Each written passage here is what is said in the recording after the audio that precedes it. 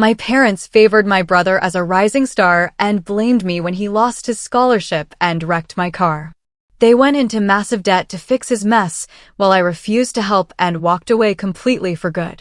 Look, I'm the 23-year-old grad student, and my whole life, I've been the bad influence. The black sheep.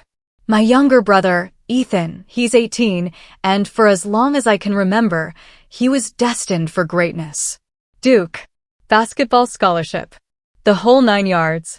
My parents? They treated him like LeBron James with a perfect GPA, practically built a shrine to his potential. Me? I was just there. The contrast was insane. When I was 16, I was grounded for being 30 minutes late. A few years later, Ethan rolls in at 2 a.m. after a basketball victory. And my mom? She's in the kitchen, making him pancakes, telling him he earned it. Can you believe that? I sneeze wrong, and I'm the family disappointment. Ethan screws up. He gets a bedtime snack and a pep talk.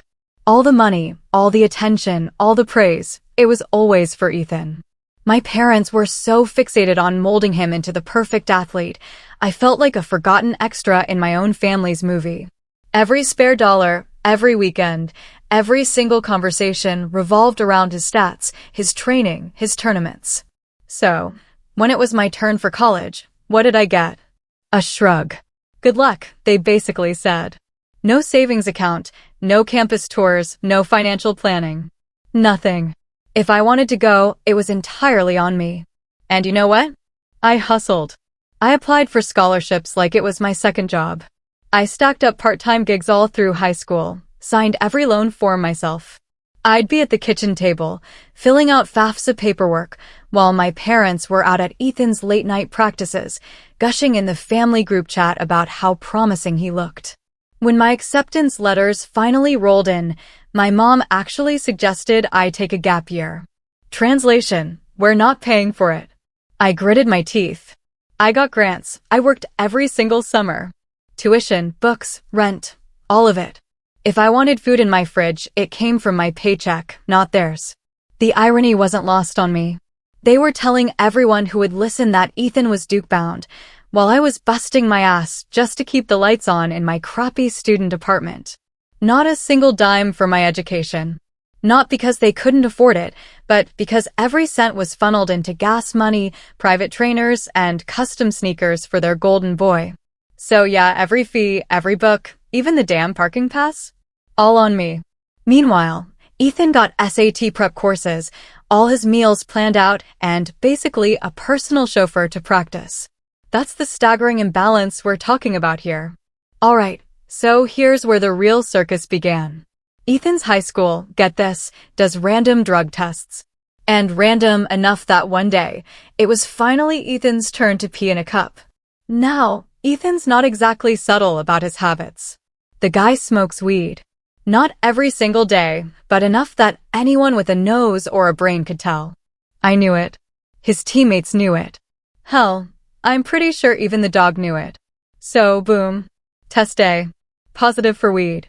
Ethan tried to act cool, but the school called home. Before my parents could hear it from anyone else, Ethan decided to confess. Smart, right? Except instead of just owning his mistake, he went full-on survival mode. So, picture this. Ethan tells my parents, yeah, I tested positive, but it's not just me. Alex smokes too. And just like that, I was on trial for something that happened hundreds of miles away. The hilarious part? I hadn't smoked in months. I had an internship coming up with random drug testing, so I'd already quit for the summer. But that didn't matter. In my parents' minds, if Ethan screws up, it's automatically my fault. Like I was mailing him blunts from across state lines. They completely lost their minds. Dad acted like Ethan had just become a hardened criminal. Mom went on and on about his thrown-away future.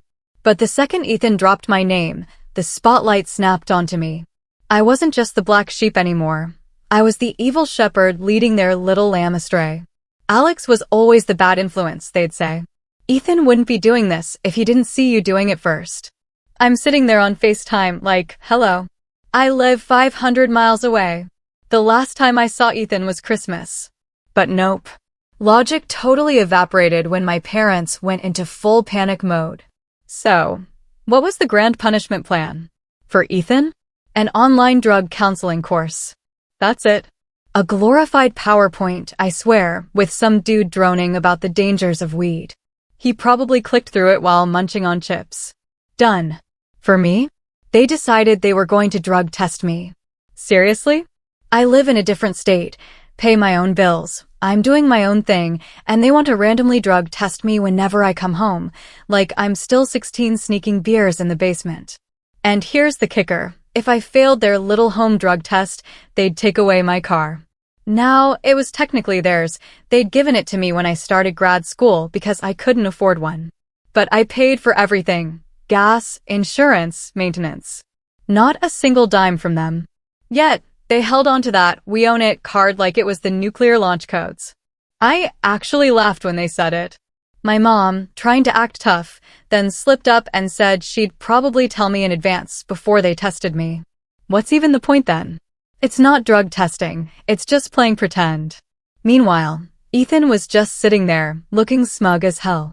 The dude ratted me out, and now he's watching me get dragged, with this little smirk like he just pulled off the heist of the century. I swear I wanted to reach through the screen and just smack him. Ethan's actual punishment? A total slap on the wrist. No cops, no record, no suspension from school. He clicked through his course, and that was it. Done. Over. But my parents? They acted like his entire life was hanging by a thread, and I was holding the scissors. Every time Ethan made a face or looked even slightly upset, they'd remind me how I set a bad example. No. The kid failed a drug test because he was stupid enough to smoke when he knew he could get caught. That's on him. And Ethan? He knew exactly what he was doing. He used me as a shield, threw me straight under the bus to make himself look less terrible. And it worked, at least in the short term. My parents bought it. Of course they did. They always do. Suddenly, the narrative completely flipped. It wasn't Ethan failed a drug test. Oh no, it was the school system is unfair, and Alex probably corrupted him. They'd tell relatives Ethan was so stressed from sports scouting. Kids make mistakes, they'd say, but he still has such a bright future. Meanwhile, my name was being dragged through the mud like I was some kind of family Voldemort. Alex smoked, too. That's where Ethan got the idea. Ethan's just under so much pressure chasing scholarships. Alex never understood that kind of pressure. It was like they were rewriting history right before my eyes, turning Ethan into the poor victim and me into the sinister bad guy. And the craziest part? They actually seemed proud of him for owning up to failing the test. He was brave, they'd boast. Bro, he only confessed because the school already had the pee in the cup. Every single phone call from my parents had the same infuriating rhythm.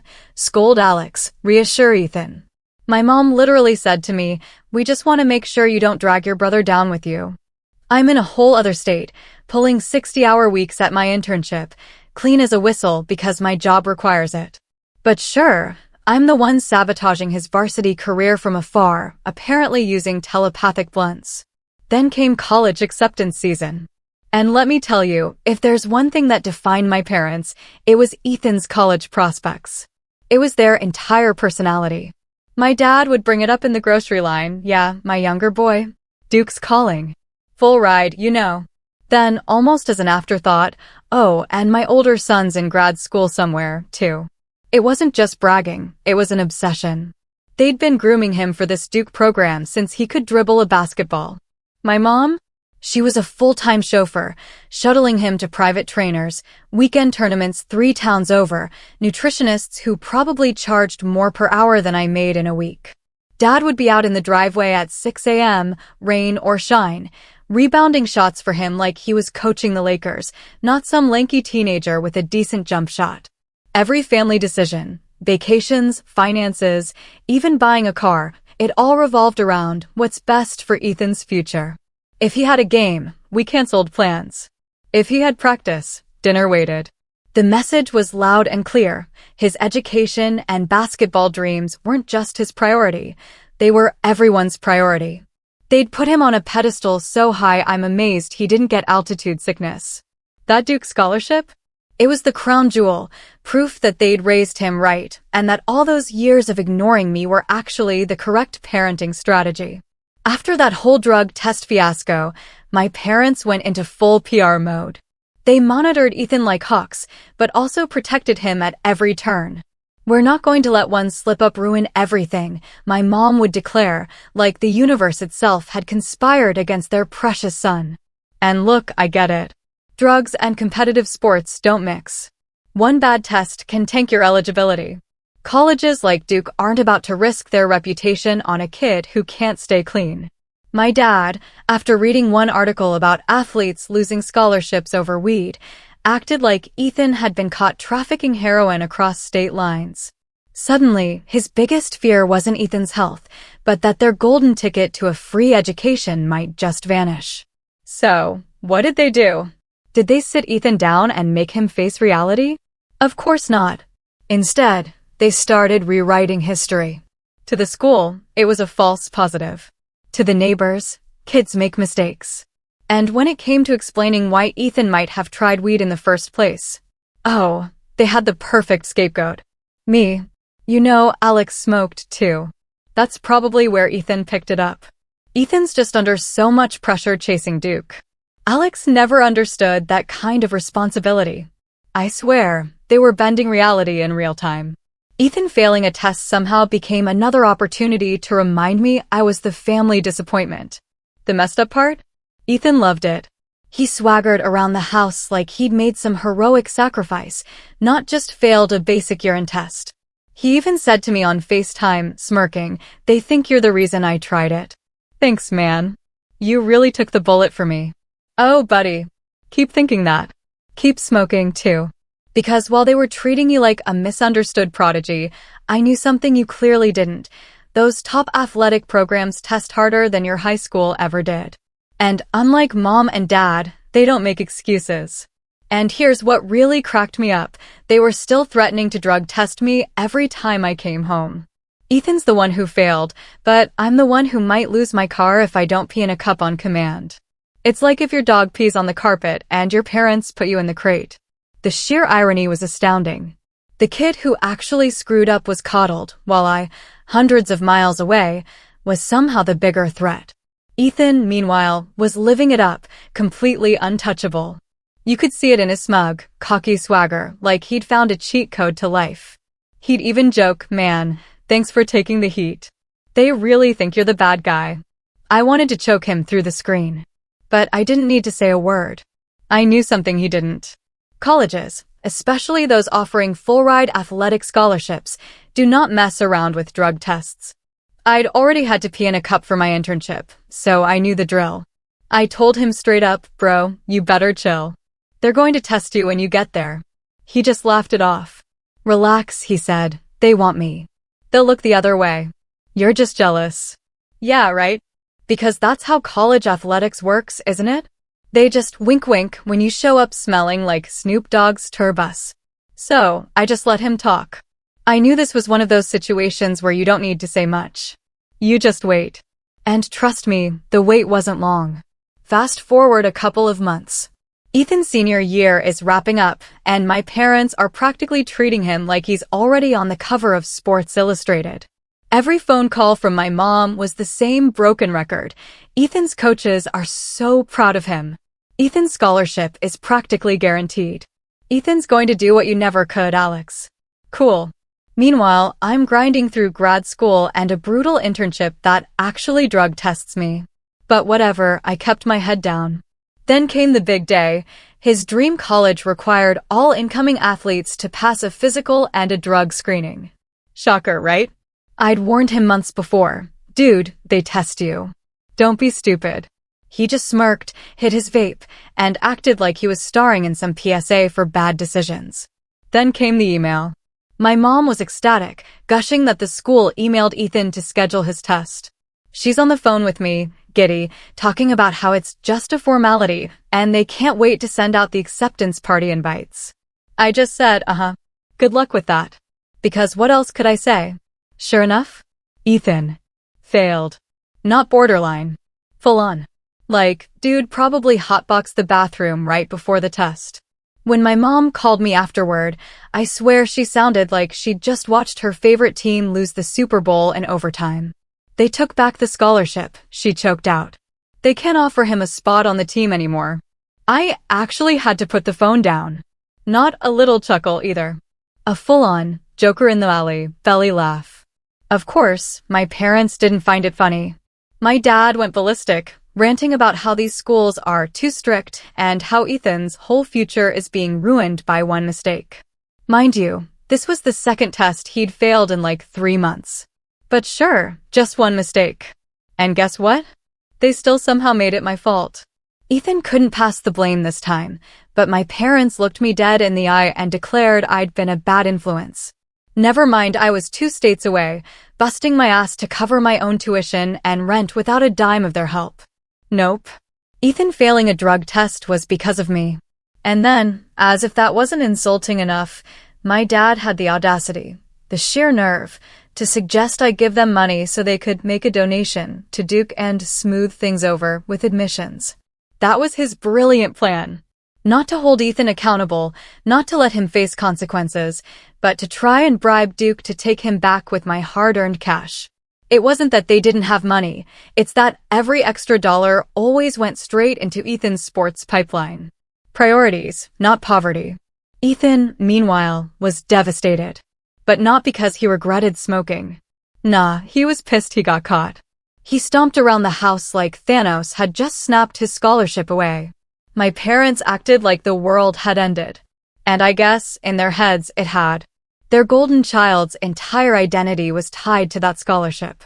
They'd been bragging about it for months, to every neighbor, every distant cousin, probably even the cashier at Target. Now, they had to face the music. I actually overheard my mom crying about how embarrassing it would be to call Aunt Karen and admit Ethan wasn't going to Duke after all. It hit me then. This wasn't the end. This was just the beginning of their crash. Because my parents?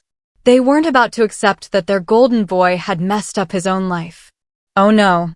They were about to go full ride or die to keep him on that pedestal. A week later, my dad calls. He's got that fake calm voice, you know?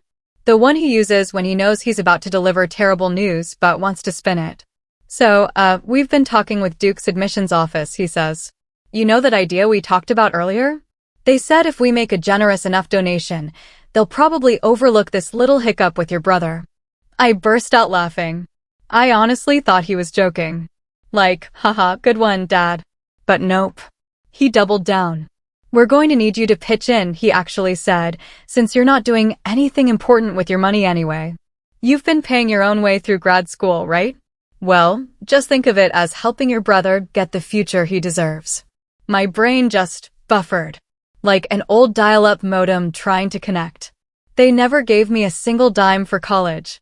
I worked 2 jobs, ate ramen 4 nights a week, juggled classes with night shifts just to keep my lights on.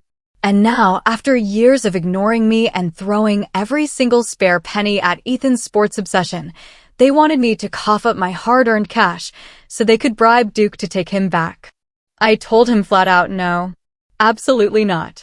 I paid for my education on my own because you wouldn't help me. And I am not about to fund Ethan's second chance because he couldn't stop smoking weed for a month. That's when my dad snapped. Full volume, open hands, the whole dramatic show. He started yelling that I should be ashamed of myself for not standing by my family. Ashamed? This man, who sat through every single one of Ethan's games but couldn't tell you what I majored in, was lecturing me about family loyalty. The sheer audacity of that call.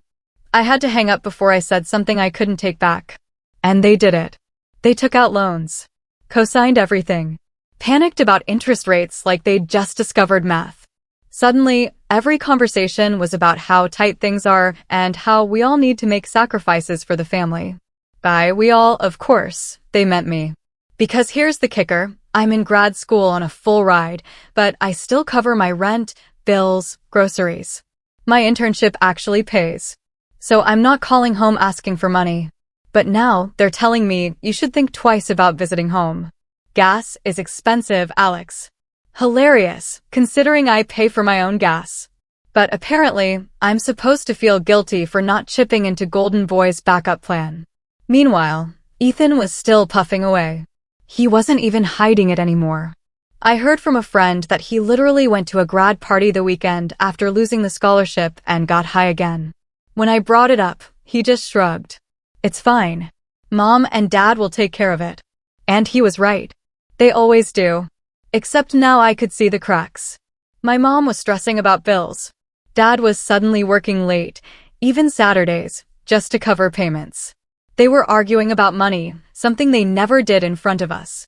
Ethan still got defended, but even they were starting to realize he was a liability. The car situation? That was the cherry on top. To help cover the new tuition payments, they sold Ethan's car, the one they'd bragged about buying him last year for being such a responsible young man. Ethan lost his wheels overnight. He was furious, sulking around, yelling about how it wasn't fair and how he needed it for practice. Practice for what, bro? You lost your scholarship. Parents caved, naturally. Promised they'd get him another one once the finances balanced out. Spoiler, those finances were never balancing out. While all this was happening, I was stacking internship checks, saving, planning. I'd been eyeing a decent used car. Nothing flashy, just reliable. The idea of having something truly mine, no strings attached, was the one thing keeping me sane. I hadn't pulled the trigger yet, but I was close. Every time my parents dangled that old car over my head, it just pushed me closer to saying, screw it. I'll get my own. A couple of weeks later, I get a text from my mom. Can you come home this weekend? We need to talk. Emoji. In my family, that emoji is code for, we're about to make you responsible for something that isn't your problem. Against my better judgment, I drove the 8 hours back. I figured maybe they'd cooled off. Maybe, just maybe, they'd realized how insane it was to try and drug test me when I don't even live there. Spoiler, they hadn't. But I also saw it as the perfect chance to finally return the old car they'd given me in undergrad. I didn't technically need it anymore. I had my eye on a used car I could actually call mine, title and all. So, I tossed the keys in my bag. If nothing else, I could drop them on their driveway and finally be done with their little power trip. I sit down at the kitchen table. It feels like some low-budget courtroom drama. Mom's already teary-eyed. Dad's got that CEO about to fire you face. And Ethan? He's just lounging in sweatpants, glued to his phone, looking like he's about to receive an award. Dad starts with, we've been doing research, which, in our house, means he watched 3 YouTube videos and called a guy who knows a guy. He flips open a folder, laying out this elaborate plan like he's briefing a SWAT team. Here's how we get Ethan back on track for Duke, he declares. A sports attorney on retainer, an NCAA compliance consultant to certify him clean, 90 days at a performance rehab specializing in elite athletes, weekly lab tests from an independent clinic, character letters from coaches. Package it right, he says, and admissions will have to reconsider. He even had numbers printed. The lawyer retainer was 5 figures. The rehab had a glossy brochure with a waterfall on the cover. The compliance guy wanted a monthly fee that looked like a car payment. There was even a line item for a social profile scrub so the internet would forget Ethan ever existed at a party. Then Dad hits me with the closer, like he's offering me a deal. We'll need you to help finance the first few months. Press pause on grad school. Stack some cash. Co-sign the private loan so we can move fast. And for transportation, let your brother use your grad car until he's stabilized. He has to get to rehab and the clinic somehow. I just stared at him. Stared. You want me to drop out of grad school, co-sign debt for a lawyer and a consultant, and hand over the car so Ethan can do the bare minimum and pee in a cup on time? Dad blinked, like I'd missed the point. Family steps up, he insisted. You paid your own way. You can do it again. Your brother needs this. I just said no wiggle room. No soft landing. I'm not putting school on hold. I'm not co-signing anything. And as for the car? I came here today to give it back to you. He snapped. Full volume, open hands, the whole performance. You should be ashamed. We're offering you a chance to fix what you started by being a bad influence, and you can't even do that. Then, with a sneer, we'll take a loan without you. Cool, I said. Do that. Dinner after that was silent. Mom sniffled into her napkin. Ethan smirked like he'd already won. I put my keys on the counter. My pockets were full, so I just set them there and went to the guest room to grab my bag. I wasn't staying the night. 10 minutes later, I came back. The keys were gone. At first, I thought Dad had pocketed them to make a point. Then I heard it, the engine outside. My engine. Tires chirping like someone who'd watched way too many car chases. I hit the front door just in time to see the car turn at the end of the street, way too fast for a residential block.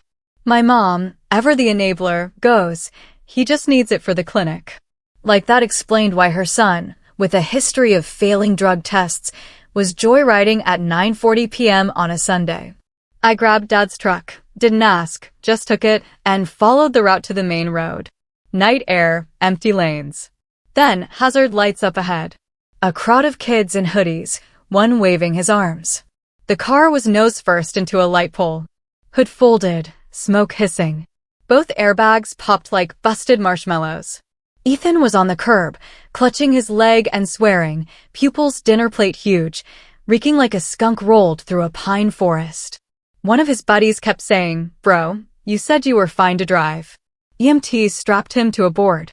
The officer asked whose car it was. "My parents," I said. He asked if Ethan had permission to drive it. No, he took the keys without asking. He wrote things down without even looking at me, like he'd seen this movie 100 times. At the ER, the doctor came in with the imaging. No gentle talk. Tibia and fibula. We'll need to pin it. He'll walk again. But competitive athletics isn't realistic. My mom started trying to bargain with the surgeon like it was a customer service desk. Dad paced, red-faced, already muttering about bills. Ethan went quiet. That was new. Insurance? The policy didn't cover it. No payout, no deductible. The premium still jumped though. And that rehab waterfall brochure? Nobody was flipping it open anymore. Back at the house, Dad tried one last swing at me. If you had just helped earlier, I cut him off. Your plan was a lawyer and a consultant. My plan was accountability. Only one of those works when he's high behind the wheel. He didn't answer. Couldn't, really. In the end, they didn't get a single dime from me. I stuck to my no, and that was that. So, they took out the loans on their own. Stacked them right on top of the ones they already had for Ethan's backup school, plus the surgery bill, plus the insurance premium spike from the crash. By the time it was all said and done, they were drowning in debt. All self-inflicted. All because they refused to let Ethan face reality. Thanksgiving rolled around, and honestly, I wasn't planning on going. After the whole pause grad school and bankroll your brother's miracle package stunt, I figured I'd earned the right to ghost them until Christmas. But then my aunt called. She's the only one in the family who actually checks on me without an agenda. "Come by," she said. "We all want to hear about your new job." So I drove down. In my new car. This one was fully mine. No strings. Nobody holding it hostage. And this time, nobody could take the keys unless they grew an extra pair of hands while I slept. When I pulled up, I could see Ethan through the living room window, sprawled on the couch, his leg brace propped up on a pillow. He looked utterly miserable. Not in a poor kid, what a tragedy way. More like he'd finally realized the world wasn't going to bend for him anymore. Inside, the vibe was weird. Family gatherings usually revolved around Ethan's future.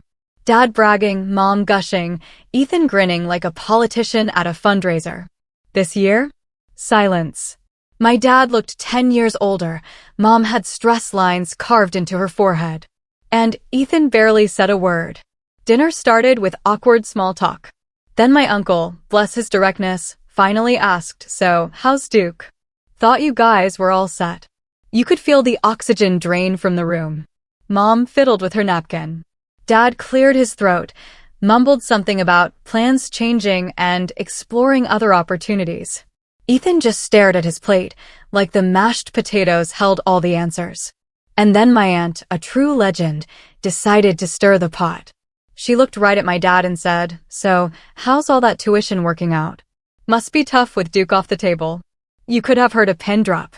Dad's fork froze halfway to his mouth. Mom started rearranging the green beans as if they were suddenly the most fascinating things in the world. Ethan shifted on the couch, his brace clunking against the coffee table. Dad cleared his throat again. We've had to make some financial adjustments. Loans, you know, but it's an investment. He said investment like he was pitching Shark Tank, but his eyes were so tired, like a guy who'd been calculating interest rates on the back of junk mail. My aunt just raised her eyebrows. Loans for Duke when he's not even going there? She didn't sugarcoat a single thing. You could practically see Dad shrink 2 inches in his chair. My mom mumbled something about how Ethan's worth it. Meanwhile, I sat there, quietly chewing my turkey, watching the entire empire of denial collapse in front of our extended family. And then, the twist of the knife. My aunt turned to me. Alex, you're finishing grad school soon, right? Didn't you just get a job offer? I nodded. Laid it all out, the position, the salary, the benefits. A really good job, paying very well. That's fantastic, honey, she beamed. You must be so proud. I glanced at my dad, and I caught it, that jaw clench. The look of a man realizing the lazy disappointment he'd ignored his whole life was the only kid actually standing on his own 2 feet. Meanwhile, his star athlete was busted up on the couch, bleeding money. No Duke, no scholarship, no car, no future. After dinner, I went to grab pie and set my keys on the counter, the exact same spot Ethan had swiped them from months earlier. This time, nobody touched them. Everyone knew whose they were. Ethan muttered something under his breath about, must be nice. I didn't bite. Didn't need to. The scoreboard was right there for everyone to see. Ethan, no Duke, no scholarship, no car, no sports career, parents drowning in debt from lawyers, rehab, surgery, and loans. Me, grad school on track, job locked in, my own car, nobody holding it hostage. No gloating was necessary. I just grabbed my coat, jingled my keys loud enough for Ethan to hear, and walked out. Driving home in my car, the one I earned, I realized something profound. My parents always said Ethan was the future, and I was the mistake. They poured their entire lives into protecting him, fixing him, paying for him. And what did it get them? A broken leg, a wrecked car, and years upon years of crushing debt. Me? I was the black sheep, the afterthought, the kid who was always forced to figure it out alone. And you know what? Because of that, I'm the only one who doesn't need rescuing now. The only one standing on solid ground. Funny how life works out, isn't it? What would you have done in my shoes? Have you ever had to draw a line with family like that? Let me know in the comments below. I really want to hear your stories.